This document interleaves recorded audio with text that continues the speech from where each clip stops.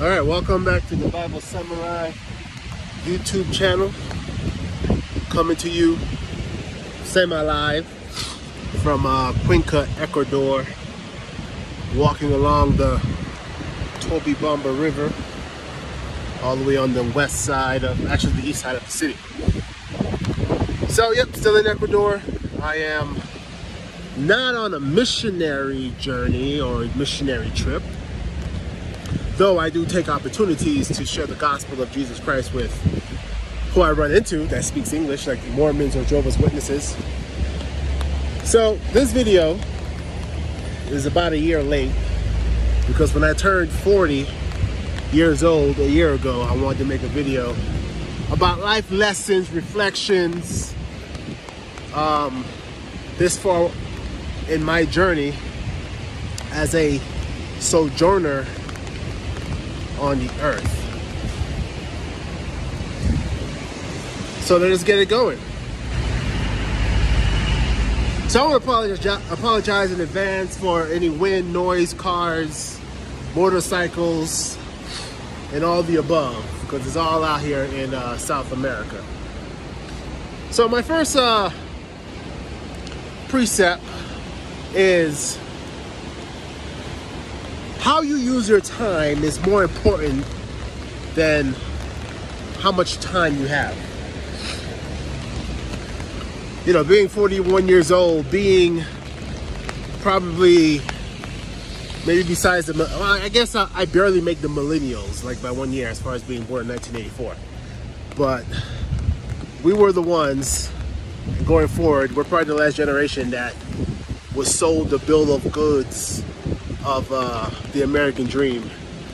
That me having like 7+ years of higher education and doing corporate America and doing different things, military, law enforcement, in pursuit of the good life.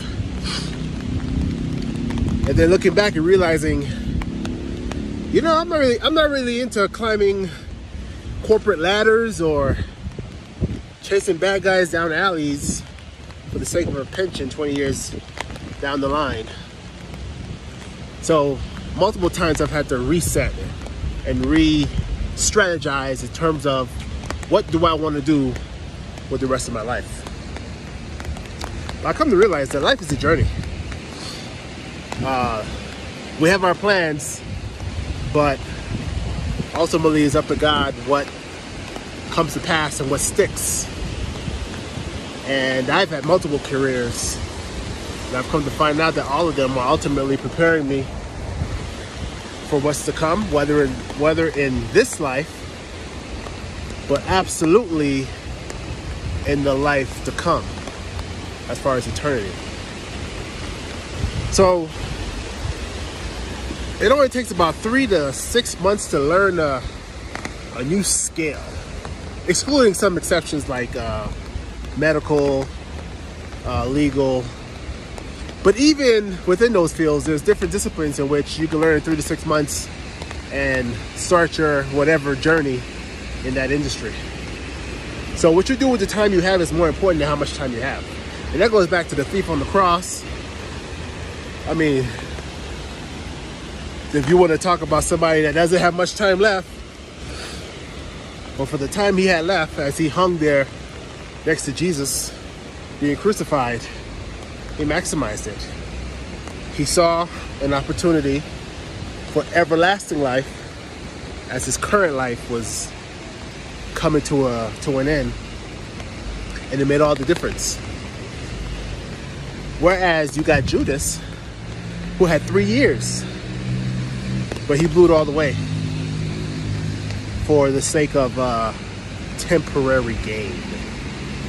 So that's why I say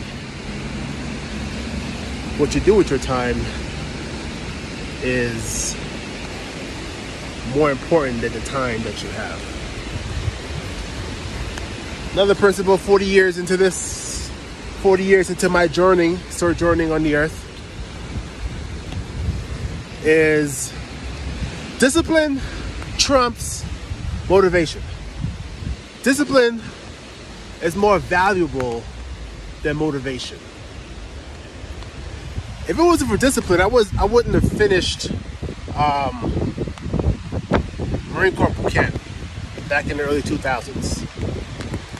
Waking up at 4 in the morning to go run 5 miles and exercise all day and be, turned into Marines.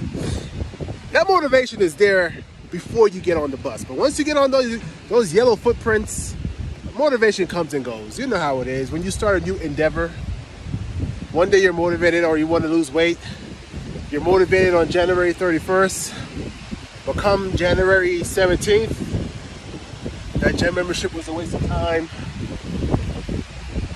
Yeah, gym membership was a waste of time because you don't go anymore. So it's like, don't wait for motivation to go do what it is you want to do.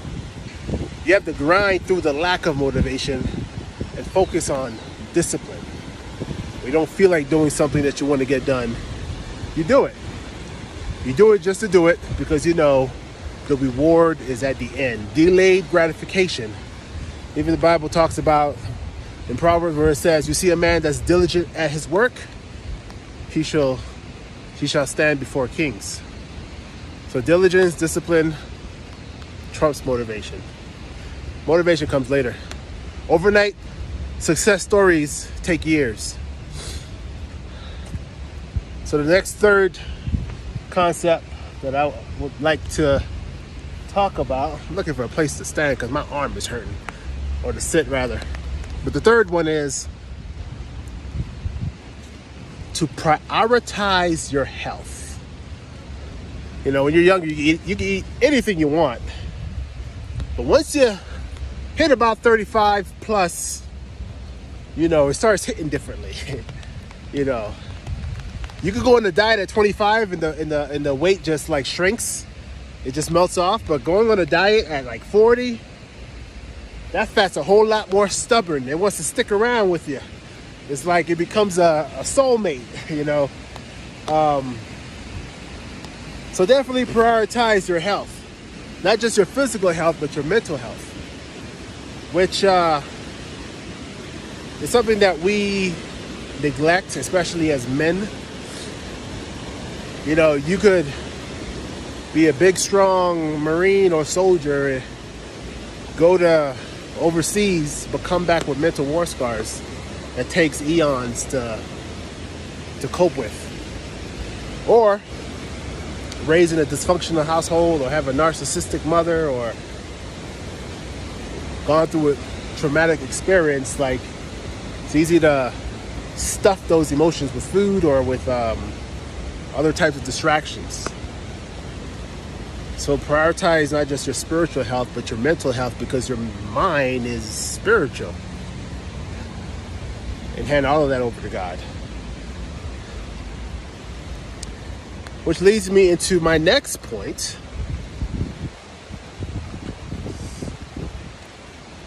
which is to choose your friends. Do not let your friends choose you. Just because somebody is fond of you, somebody gets entertainment or they feel loved from you, doesn't mean that there's someone that you need to bring into your inner circle. Because a lot of them turn out to be frenemies.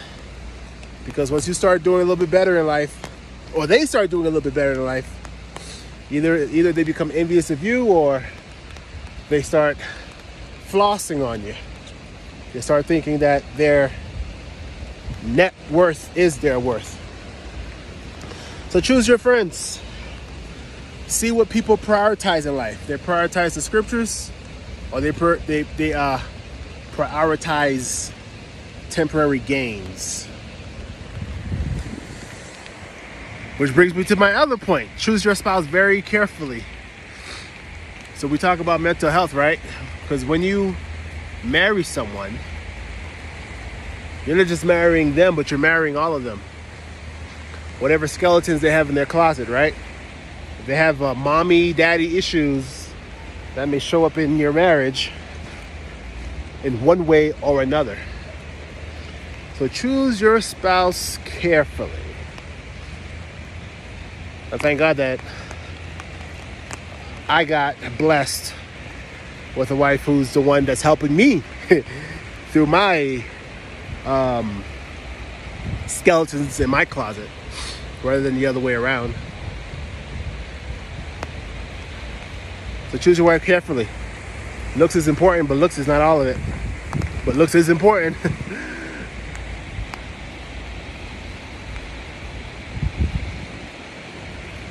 Another thing I want to point out is when choosing a spouse or choosing friends, you have to recognize that people don't change.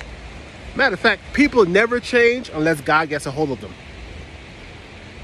So what people are, they're either going to become a better version of themselves through Jesus Christ, or they're going to become a worse version of themselves by the God of this age, which is the devil. People don't change unless they encounter the gospel. They change for the better. And if they love this world, they don't change. They just become a better, wicked version of themselves down the line. Second to last point is this, but it has to be worded very carefully, which is make all the money you can while you can without it going to your head or to your heart. Like they say, own money, but don't let money own you. But it's very important to differentiate what I'm trying to say from the prosperity gospel or God wants you to be rich.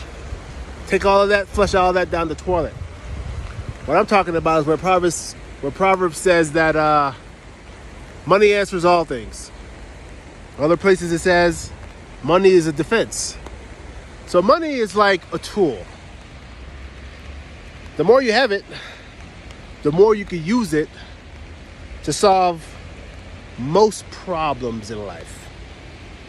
So, if I was talking to my younger self, I would say,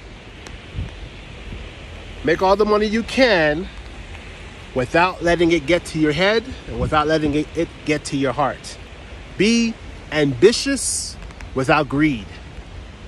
And be generous without letting your left hand know what your right hand is doing.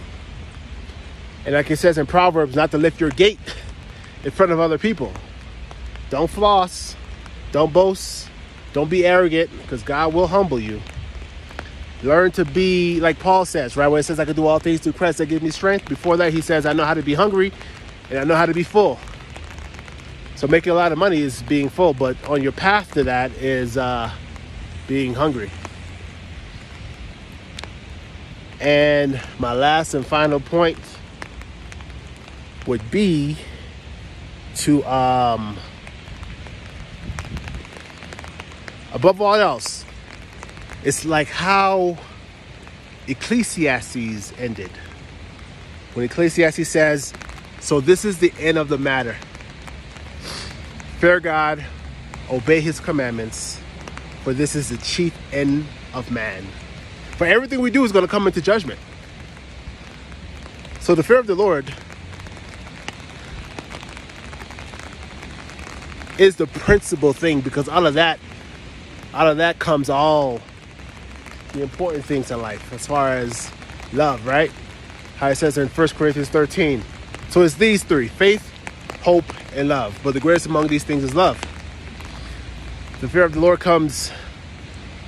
Lord in your heart bursts these things, as far as faith in him, hope in him, and love for him and for others. The fear of the Lord is the principal thing. That's my time. That's 41. 1 year later, should have been for 40. Hope you were blessed by this. Keep on running. See y'all when I see ya.